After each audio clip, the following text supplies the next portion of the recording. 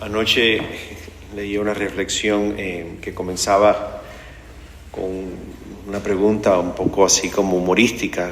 Decía, ¿quién se le ocurre poner a cargo de su organización a un individuo que no entiende nada de cuáles son tus proyectos, tus ideas, tu misión, incluso qué eres,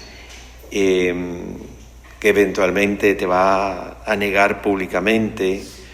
¿Y quién va a poner a cargo de esa misión a otro que va a ser el propagador de la misión, que comenzó básicamente odiándote, persiguiéndote, haciendo todo tu proyecto un enemigo de su propia fe?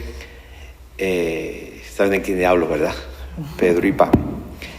Y la meditación decía, precisamente porque el jefe de la organización conocía el corazón de estos dos y sabía que lo único que necesitaban era una profundísima conversión y transformación.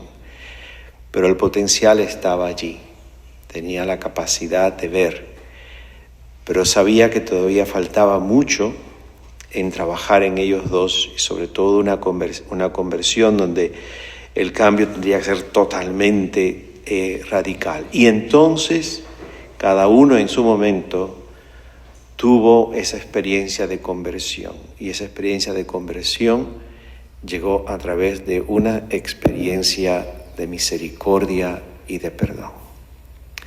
El cambio profundo de estos dos personajes claves, fundamentales en la historia del cristianismo, surge en el momento en que se sienten profundísimamente perdonados por aquel que uno negó y por aquel que el otro persiguió. No se puede ser proclamador de la buena noticia del Evangelio, no podemos ser ni luz ni sal hasta que tú y yo no hayamos experimentado en lo más profundo de nuestro interior la paciencia y el amor y el perdón que Dios ha tenido con nosotros. Hasta que eso no se ilumine allá adentro, hasta que eso no se dispare y tengamos una experiencia profundísima de que Dios me ama con toda mi historia y con todos mis tarecos y con todas mis cosas, hasta ese momento no vamos a entender ni quién es Dios ni quién es su Hijo Jesús.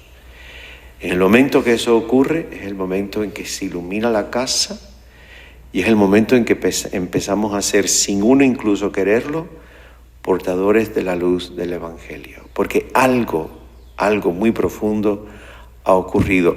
Y en ningún momento significa de que a partir de esa experiencia no volvamos a tener luchas, ni volvamos a tener problemas, ni volvamos a caer. Simplemente lo que ocurre es que no importa las veces que caigamos y no importa las luchas que tengamos, siempre tendremos esa experiencia de una misericordia que nunca jamás se acaba. Pablo quizás es el que mejor lo expresa, es el que más escribió, era el más articulado y lo va a decir muchas veces.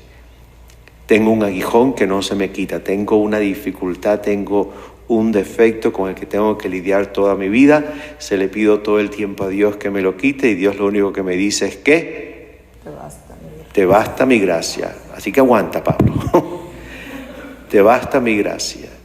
Y una frase de él dice, el bien que quiero hacer termino no haciéndolo y el mal que quiero evitar termino haciendo. Pablo fue un hombre, de los dos siempre ha sido mi pasión, un hombre que siempre tuvo unas luchas enormes interiores. Y en ningún momento, jamás, dejó de ser proclamador del Evangelio desde la experiencia de Damasco, donde se sintió profundísimamente amado por aquel que él perseguía. Por eso los eligió, porque sabían que había un potencial enorme en los dos, muy diferentes hasta en personalidad, muy diferentes incluso hasta en ideas, pero sabían que lo único que necesitaban eran básicamente caer al piso y tragar un poco de tierra. Y eventualmente sabía que iban a ser grandes columnas de su iglesia. Así que le pedimos a Pedro y Pablo en esta mañana que nos ayude a nunca desanimarnos ante nuestras propias limitaciones, pero que también nos ayuden a recordar cuán misericordioso, cuánta paciencia, cuánta bondad Dios ha tenido, tiene y tendrá por ti y por mí.